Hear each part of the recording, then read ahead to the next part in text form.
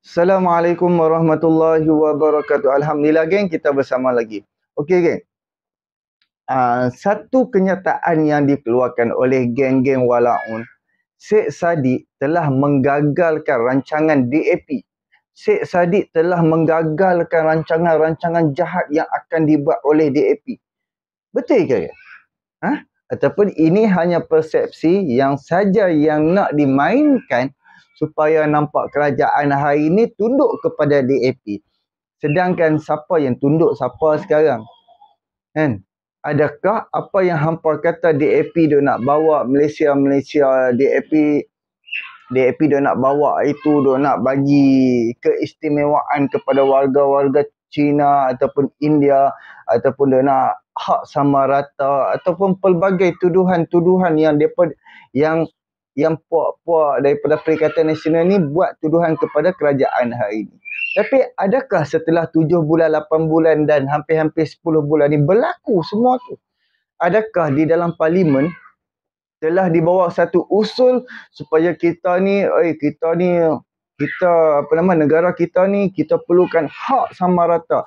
Kita ni perlukan keadilan, kita perlu kepala bana bla bla macam-macam. Untuk apa? Untuk rakyat Malaysia. Satu usul pun tak pernah dibawa.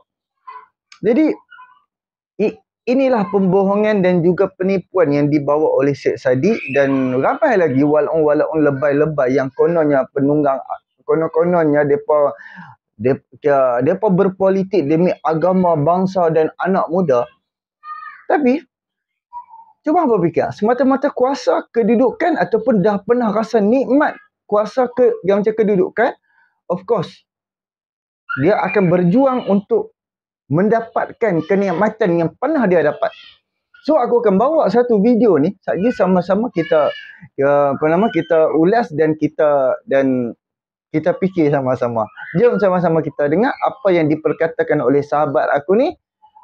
Jom. Assalamualaikum warahmatullahi. Apa khabar orang kampung? Orang kampung dengar sini. Saya membalas ini sebab ada satu tulisan yang beramai-ramai untuk menyeru orang kampung untuk dengar bahawasanya Syed Saddiq telah menggagalkan rancangan DAP. Syed Saddiq telah menjadi hero Malaya. Alhamdulillah. Jadi, dengar video ini sampai habis. Apa sebenarnya rancangan DAP yang dah gagal ni? Rancangan DAP dah gagal ni daripada penulisan yang memang tujuannya adalah untuk menghasut dan membuat kebencian kepada pihak tertentu ini. Dia draftnya cukup cantik lah. Rekayasa novel yang begitu agung, tetapi ia hanyalah cerita yang diulang-ulang banyak kali dan cerita ini hanyalah sekadar untuk membuatkan orang makin rasa benci kepada DAP. Pendek ceritanya, hujungnya adalah DAP nak ubah segalanya. DAP nak pindah itu ini, nak buat tekanan kepada umat Islam. That's the summary, the whole point yang kita dapat daripada feedback, komen dan sebagainya. Pangkalnya adalah bila Syed Saddiq keluar dan menarik sokongan daripada kerajaan, mereka kata persempadanan semula ini gagal untuk dilaksanakan sebab tak ada 2/3 majoriti di Dewan Rakyat oleh kerajaan semasa. Tuan-tuan dan puan-puan, persempadanan semula ini tidak perlukan 2/3 Dewan pun. Dia tak perlukan sokongan majoriti 2/3 untuk kita membuat sure kepada persempadanan semula. Itulah premis asas dia. Tapi kita boleh check lah, kita buat feedback. The first, tuan-tuan boleh buat bacaan sendiri dekat laman sesawang SPR, Suruhanjaya Pilihan Raya. Tengok sebenarnya apa beberapa spesifikasi sure, siapa yang boleh dan bagaimana kajian kepada persempadanan semula ini boleh untuk dilaksanakan. Tapi tak apalah, saya go through one by one. Kedua, kita akan tengok pada sejarah. Last sekali, kita meracun sikit. Apa antara isu persempadanan semula ni? Persempadanan semula yang dah lama sangat dibincangkan. It is a constant discussion among politicians. Antara sebab dia, kita ada jurang yang sangat besar di antara kawasan berpopulasi tinggi dalam satu parlimen berbanding kawasan-kawasan lain. Misalnya 2 tahun lepas ni pun Bersih buat reading. 5 kawasan terendah bacaan ini, misalnya parlimen yang ada di Sarawak hanya ada sekitar 29,000 pengundi. Tetapi 5 kawasan yang tertinggi ni ada lebih daripada 100,000 pengundi. Come to think about it, macam mana kita nak ada keadilan pembahagian kuasa? Maksudnya ada seorang ahli parlimen perlu untuk jaga 100,000 rakyat misalnya. Tapi ada seorang ahli parlimen ni perlu jaga less than 30,000. Dalam laman seseorang SPR ni, dia tunjukkan misalnya berapa lama yang diperlukan, antaranya kajian yang perlu makan masa 2 tahun atau tidak lebih daripada 8 tahun. Maklumat ni semua ada dalam website SPR. Yang saya perlu highlight sekarang adalah sebenarnya apa ciri-ciri yang diperlukan kepada kajian. Maksudnya, kalau kita nak buat persempadanan semula, apa kriteria yang dipertimbang oleh SPR ni? Yang pertama adalah tentang kemudahan pengundi. Pengundi perlu untuk rentas negeri untuk mengundi. Yang kedua adalah kemudahan pentadbiran. Dan yang ketiga, kita nak pengundi yang seimbang. Seimbang macam isu awal yang saya cakap tadi. Tapi yang ni yang lagi penting. Yang lagi penting adalah siapa sebenarnya yang boleh untuk request untuk persempadanan semula. Yang boleh request ni adalah pemilih yang berdaftar dekat bahagian-bahagian pilihan raya ni. Apa pula bahagian pilihan raya? Bahagian pilihan raya ni kita mengikut kepada jumlah parlimen dan juga jumlah DUN. More than 222 plus dengan 600 pada peringkat DUN, kita ada lebih daripada 800. Kalau orang tak minta untuk persempadanan semula, maka persempadanan semula ni tak akan berlaku dan tidak akan diusulkan di dalam Dewan Rakyat. Tapi bila dah sampai Dewan Rakyat, macam mana pula? Ia perlu dibentangkan di Dewan Rakyat dan hanya perlu kelulusan separuh daripada ahli Dewan Rakyat dan dapat kelulusan dan perkenan dari Yang di-Pertuan Agong. Jadi, tak perlu ada 2/3 majoriti. Perlu pun kita rasa bila Syed Saddiq tarik diri dan hilang majoriti 2/3 ini, dia adalah hero kerana menggagalkan persempadanan semula. Dan yang paling penting, setiap persempadanan semula ini perlu dapat perkenan Yang di-Pertuan Agong. Maka siapakah kita untuk membantah kepada keputusan-keputusan yang diputuskan di Dewan Rakyat dan juga yang diperkenankan Yang di-Pertuan Agong seperti sebelum-sebelum ini? Saya buka sejarah sikit. Sebelum ini, dari tahun 1951 sampai ke tahun 2023 ini, kita ada kerusi 52 saja kan dari awal. Kerusi-kerusi ini ditambah. Ada persempadanan semula, ada kriteria yang dipikirkan, perlu untuk dipecahkan kawasan-kawasan tertentu. Sampai sekarang kita ada 222. Adakah setiap kali memerlukan 2/3 kuasa Dewan? Tak perlu. You can check pada kotak yang saya merahkan dekat sebelah kanan itu, ada komposisi pembangkang yang lebih daripada 33%, 40%, almost 50% and ada yang 50%. Tetapi pertambahan kerusi masih lagi berlaku. Maksudnya, bukan kuasa 2/3 Dewan yang diperlukan untuk persempadanan semula. Again, baca dan tengok sebenarnya sejarah. Benda ini telah berlaku dalam Malaysia dan ini bukan kali pertama persempadanan semula ini berlaku. Ada concern daripada mereka yang berfikir bahawa ini adalah DAP nak meluaskan kuasa dan akan menindas orang Melayu. 20 kerusi parlimen yang ada pengundi terbesar dekat Malaysia ini, 70%-nya adalah pengundi Melayu. Jadi kalau dipecahkan, lagi banyak sebenarnya kerusi Melayu ini boleh dimenangkan oleh pengundi-pengundi yang boleh saja nak komplot. Aku undi orang Melayu, aku takkan undi DAP, aku takkan undi orang Cina. Begitu. Juga saya nak ingatkan, saya petik daripada Menteri Pengajian Tinggi punya quote. Baru berita dua hari lepas semalam keluar. Benda ni pun ada dalam pengajian dan boleh buka lah perlembagaan. Bukan semua benda, pindaan yang ada dalam perlembagaan perlukan 2/3 majoriti Dewan Rakyat. Ada yang simple majority, ada yang separuh daripada undi. So benda-benda itu pun ada dalam pengajian ada yang dibahagikan dalam subjek kenegaraan, dalam subjek sejarah. Ada benda yang kita kena baca dan kita ulanglah balik ilmu-ilmu yang kita dapat tu kan. Supaya ilmu ini berguna untuk diri kita dan orang lain. Misalnya sekarang ini, tak ada pun perlu kuasa 2/3. Adakah persempadanan semula itu telah rancak dilakukan oleh semua ahli parti DAP atau kawasan yang mereka menangi? Tidak. Dan sekalipun ia berlaku, ia perlu mendapat kelulusan SPR dan disokong oleh pengundi juga, dan juga dapat kelulusan dan perkenan dari Yang di-Pertuan Agong. Saya tak nak salahkan orang-orang kampung. Yang saya risau sekarang, orang-orang bandar, orang-orang cerdik pandai ini, kenapa menghasut orang kampung supaya untuk berfikir dengan jalan yang berbeza? Kenapa menghasut orang kampung supaya tidak percaya kepada keputusan yang dibuat oleh Majlis Raja-Raja dan perkenan daripada Yang di-Pertuan Agong? Putusan 2/3 yang dibuat untuk mengubah keadaan-keadaan kritikal di dalam perlembagaan ini, kalaupun kerajaan tak ada 2/3, sebelum ini banyak sahaja. Bila pembangkang boleh berfikir dengan baik dan bertoleransi dengan kerajaan, kalau ada usul yang baik, mereka akan setuju. Misalnya dalam pembukaan semula ekonomi, kemudian dalam perbincangan kerajaan untuk meluluskan usul berkenaan dengan MA63. Kan? Ada sesetengah benda yang nak tak nak, mereka, ahli politik ni akan buat keputusan bukan semata-mata demi kepentingan parti. Mereka akan buat keputusan kalau itu demi kepentingan rakyat. Maka bukan setakat 2/3. Sesiapa yang hadir parlimen kat dalam tu, semua orang pun akan setuju dengan usul-usul kerajaan yang tertentu. It's not necessarily perlu 2/3 itu dari kerajaan. Akhir sekali, saya kongsilah, inilah 5 perkara yang sekalipun, bukan cakap 2/3, kalau keseluruhan 222 ahli parlimen itu bersetuju untuk menentang ataupun nak buat pindaan, kalau Majlis Raja-Raja dan Yang di-Pertuan Agong tak setuju, benda ini tidak akan berlaku. Sama-samalah kita didik masyarakat, kita didik kawan-kawan, kita didik diri kita, dan kita didik orang-orang kampung. Seolah-olah kalau menggunakan orang-orang kampung tu kenapa? Nak cakap orang kampung tak boleh berfikir, orang kampung tak boleh membaca, orang kampung tak pandai buat bacaan sendiri, orang kampung semua tak pandai ke? Kalau ada terbaca daripada screen record mereka, terbaca dari Facebook, kalau boleh, sebarkanlah juga pada orang kampung apa yang saya jumpa daripada SPR, apa yang saya kongsikan ini. Alright? Tak salah sebenarnya nak angkat Syed Saddiq jadi hero. Syed Saddiq memang hero lawan Zaid Hamidi. Biasalah kan? Dia dah bercinta, kawan duk selfie sama, wifi sama-sama dalam grup. Biasalah macam tu. Jodoh kan? Bila dah bercerai, memanglah kata buruk pasal jodoh. Masa duk bercium kita terlupa. Okay? Assalamualaikum warahmatullahi ta'ala wabarakatuh. Macam saya ni lah kan, pengundi dekat Kota Raja. Pengundi ada 222,000. Bila nak jumpa Mat Sabu tak tahu? 5 perkara yang akan berlaku selepas pilihan raya. 5 perkara yang akan berlaku. Dan aku ada juga, kalau ikutkan aku nak bawa video seorang sahabat ni panjang 20 minit.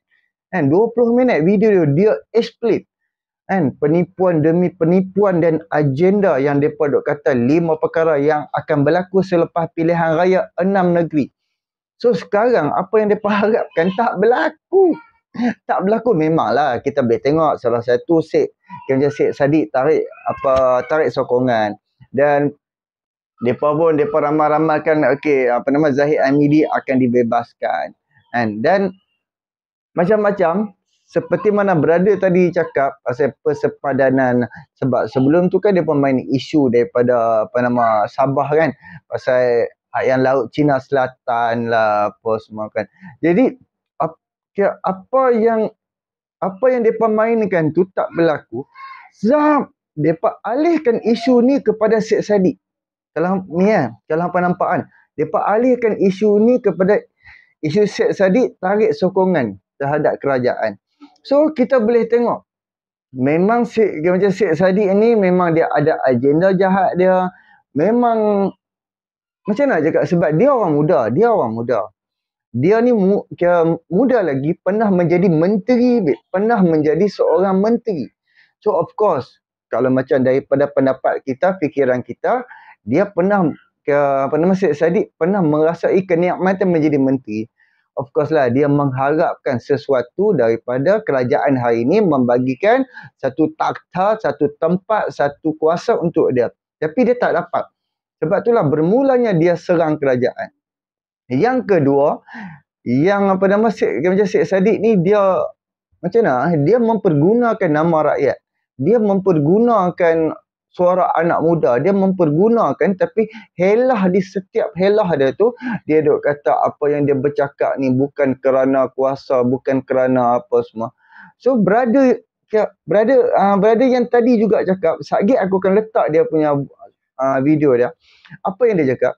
Kalau betul-betul hang nak berjuang, hang nak buat sesuatu, hang tak perlu pun macam menjadi ahli parlimen. Cukuplah hang boleh jadi NGO kan. Sebab kalau hang jadi NGO, hang tak ada gaji, mungkin hang ni hanya dapat bantuan daripada siapa-siapa aja untuk hang memperjuangkan, dan hang bawa apa yang hang cadangkan tu kepada Perdana Menteri. Tapi apa yang berlaku dekat Syed Saddiq, apa yang dia nak bawa tu, dia tak bawa kepada Perdana Menteri. Dia tak bagi tahu direct kepada Perdana Menteri, malah dia hanya menyerang. Faham tak? Serang. Apa yang dia duk kata dia nak buat ni, langsung dia tak bagi secara direct kepada Perdana Menteri. Dia hanya serang dan terus serang dan terus serang. Itu pula serang dekat dalam Dewan Parlimen, serang daripada luar, daripada sidang media. Sedangkan dia tak face to face pun dengan Perdana Menteri. Sedangkan dia sebagai ahli parlimen, dia tu memang berhak dan ada masa dan ada pukul berapa dia boleh minta temu janji dengan Perdana Menteri. Sepatutnya itulah saluran hang. Tapi itulah, aku akan bawa satu video brother ni, kita fikir apa yang dia cakap. Sebab Syed Saddiq, dia seorang ahli parlimen. Ini adalah ahli politik yang hipokrit yang bernama Syed Saddiq. Jom kita dengar. Syed Saddiq, saya ni baru bangkit lena ni dari semalam ni, tertidur kat parlimen tu. Orang duk ambil gambar saya. Saya tak ada orang kejut. Aduh, saya sokong ni. Betul apa YB Syed Saddiq, YB Moore ni cakap. Kan, ahli politik kerajaan ni hipokrit. Saya tambah lagi lah. It's not only ahli politik kerajaan atau ahli parlimen atau yang mereka yang berada di side kerajaan. Ya, setiap ahli politik ni lah, perangai hipokrit ni memang teruk, memang tak tahu malu. Mereka ni kan, contohnya perangai hipokrit ni lagi kan. Hipokrit ni kejap lain. Bila kawan mereka pula kena gugur kes mahkamah, mereka sengap. Tapi bila orang yang mereka tak suka ni digugurkan kes mahkamah, mereka duk bising riuh sekampung. Kemudian bila masa mereka ada jawatan, mereka tak mau riuh-riuh pasal reformasi. Masa mereka tak ada jawatan, baru mereka nak mau riuh. Kemudian mereka duk panggil kan kawan-kawan mereka yang dulu duk tolong mereka tu, duk bercium lah sangat, duk sayang, duk selfie, duk buat video sama sekali tu. Dulu bukan main sayang. Lepas tu dah lama sekarang ni, bila macam tak kenal kat dia akan kata ni, panggil mereka lapdog, kata mereka gila kuasa.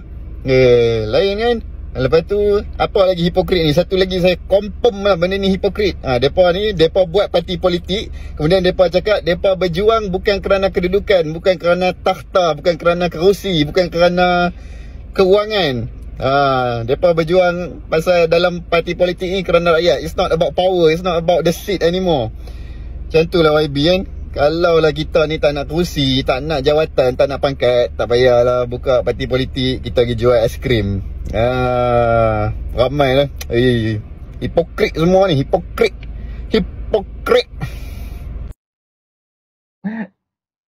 Okey lah. Boleh pergi jual aiskrim. Jual aiskrim, wahai Syed Saddiq. Jual aiskrim, hang tak perlu hipokrit, hang tak perlu apa pun. Betul hang buat aiskrim hang tu, hang buat aiskrim NGO untuk nak bantu rakyat. Kan, siapa yang hipokrit sekarang kan? Oh, kononnya untuk memperjuangkan itu, memperjuangkan ini. Cuba kita pitanya rakyat muar kan? Cuba kita pitanya, sebab Syed Saddiq bukan orang muar kan? Dia orang Pulai, bukan simpan jeram kalau tak silap aku kan. Banyak kan yang dia bantu pula, yang yang Pakatan Harapan Muar ni, dia pakai banyak kan dia bantu orang kampung dia. Sebab apa? Sebab dia tu, yang dia tu menteri dan juga ahli parlimen Muar. Tapi orang kampung dia tu tahu rumah mak bapak dia sini dan dia asal daripada sini. So dia bantu banyakkan tempat dia. Dan yang duk pergi minta tolong tu, orang duk pergi ketuk pintu rumah dia. Kan, sedangkan sepatutnya dekat rumah dia tu ada wakil rakyat, ada ahli parlimen yang di sekeliling rumah dia. Dia tu wajib setiap satu sen yang dia dapat peruntukan, dia kena pergi bantu Muar. Dan banyak sangatlah respon-respon atas apa yang Syed Saddiq ucapan dia lepas dia tarik kenyataan dia sebelum macam inilah, lepas dia Syed Saddiq keluarkan kenyataan tarik sokongan terhadap kerajaan hari ini. Dan bermula itulah, dan sebelum tu pun orang duk halau. Kalau hampa pasang video aku dah halau dah. Aku dah buat 2-3 video untuk minta Syed Saddiq ni belah lah daripada kerajaan, belah lah kan. Dan ramai orang respon macam tu. Dan bila macam dia dah tarik diri kan, dia dah keluar daripada kerajaan, ramai orang bersyukur. Tapi orang cabak dia, ada telok ke tak ada telok, letak jawatan daripada sokong kerajaan ni. Bukan. Letak jawatan sebagai ahli parlimen. Dan hang kata hang kuat. Hang kata Parti Muda mendapat sokongan seluruh Malaysia. So apa lagi tunggu? Tariklah sokongan. Belahlah. Bertandinglah atas Parti Muda hang tu.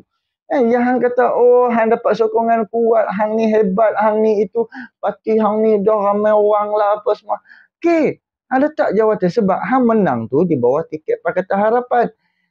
Sebab Pakatan Harapan tahu hang nak bertanding dengan menggunakan logo hang, parti hang, dan Pakatan Harapan punya pengundi mengundi hang. Sebab tu hang menang.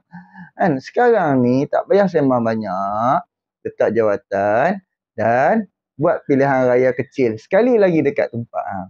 So aku akan bawa cabaran seorang brother ni untuk Syed Saddiq. Jom sama-sama kita dengar.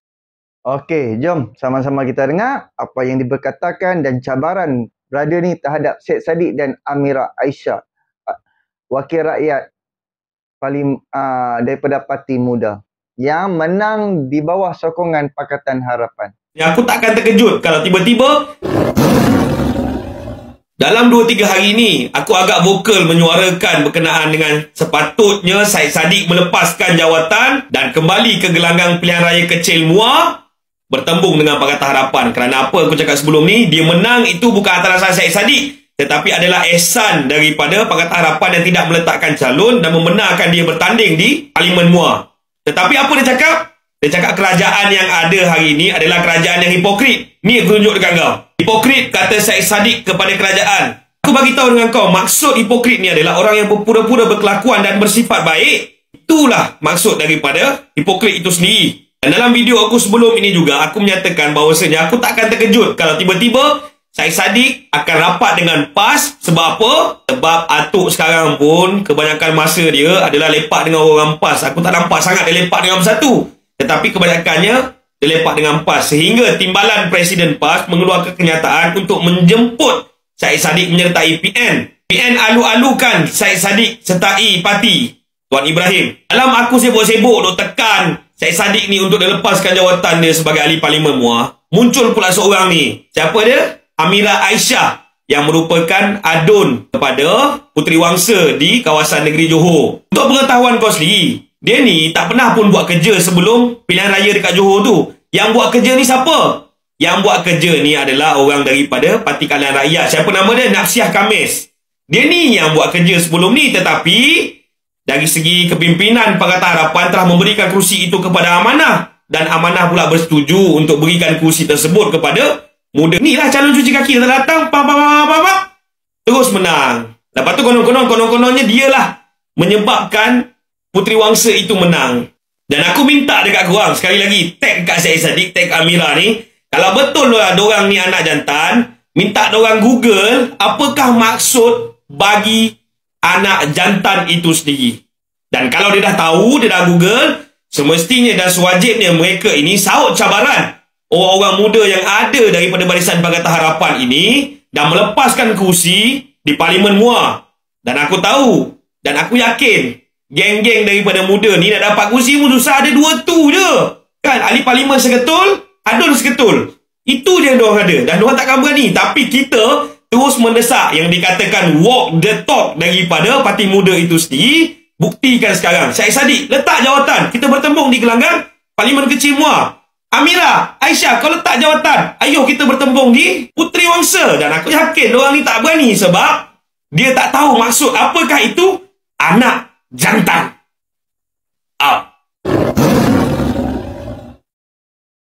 Okey, geng.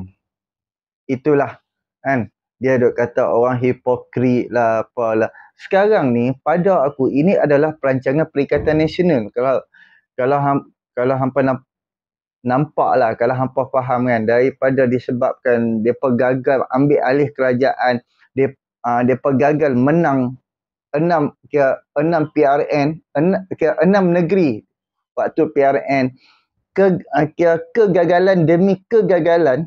Dan Syed Saddiq pun waktu tu dia boleh bertanding solo, dia rasa dia tu memang dia dah kuat, and the last hilang deposit, kalah terbenam, cocok muka dia kan. Jadi apabila depa dah kalah, depa dah pening, depa dah serabut, dia alihkan isu dengan Syed Saddiq. Tambah-tambah pula selepas kes Zahid Hamidi kan. Dia mempergunakan alasan kes Zahid Hamidi. Kita boleh nampak, memang pada aku kita nampak sebab depa mengharapkan Zahid Hamidi ni dipenjarakan ataupun memang bersalah. So Zahid Hamidi kena undur daripada Presiden UMNO dan orang lain akan ambil alih UMNO dan UMNO akan ditunggang oleh seseorang bersama dengan Perikatan Nasional. Itulah perancangan asal depa. Tapi tak berlaku. Dan 2 perkara yang depa akan attack buat masa sekarang, isu LCS. Isu LCS, siapa dia punya tu? Yang CEO tu dah ditangkap, dah dibicara. Pun sampai hari ni dia tak petik nama Zahid Hamidi. Kalau betul-betul lah Zahid Hamidi bersalah lah kan. Sekarang ni sebab tu cuba hamba tengok sebelum Zahid sidang parlimen sebelum ni, dua perkara depa attack Zahid Hamidi, 47 kes dengan LCS, dan macam CEO tu dah ditangkap kan, dia tak petik pun nama Zahid Hamidi apa semua. Jadi sekarang ni dia pun nak attack Zahid, apa dia lagi kan. Sebab itulah dengan apa isu hak ada ni, dia pun mempergunakan betul-betul sehingga tarik sokongan, dia pun nak tumbangkan kerajaan. Syed Saddiq ni kan, kalau bagi tempat dekat dia memang dia duduk diam-diam. Tapi apabila kita tak bagi tempat kepada dia, kita tak bagi kedudukan dekat dia, sebab tu dia jadi macam hari ni kan. Lepas tu bila dia tarik sokongan, orang pun pakat-pakat cabar dia. Hang letak jawatan ahli parlimen MUA dan juga Amirah Aisyah, letak jawatan, kita buat pilihan raya kecil sekali lagi. Baru fair, baru kita tahu hang tu ada kekuatan ataupun hang tak ada kekuatan. Kita boleh nilai daripada segitu kan. Dan itulah pada aku, itulah sikit aku punya explain. InsyaAllah kalau hampa tak faham tu minta maaf banyak, sebab macam-macam sangat kita selok-belok masuk. Dan itulah, fikir-fikirkan, kalau hampa ada orang MUA, tolong pi WhatsApp dekat Syed Saddiq, letaklah jawatan. Sebab hang dekat dalam TikTok hang, dekat dalam media sosial hang duk tunjuk kata hang hebat sangat. Hang duk tunjuk kata kerana hang lah semua ni berlaku. Padahal saja-saja duit 50,000 takkan masuk ke dalam akaun ASB, Amanah Saham Bumi Putra Syed Saddiq, sebanyak 2 kali. Syed Saddiq pun kluster mahkamah lah kan. Mana dia ambil duit 50,000, duit armada Parti Bersatu timbul ke dalam ASB, pengubahan wang haram. Dan tiba-tiba hang bagi alasan rumah hang dirompak, peti besi hang dirompak di dalam rumah hang sendiri. 1 juta nah. Okey, terima kasih banyak. Boleh subscribe, like, komen dan share. Tunggulah video yang akan datang, kita berkongsi lagi. Terima kasih banyak, subscribe geng. Assalamualaikum.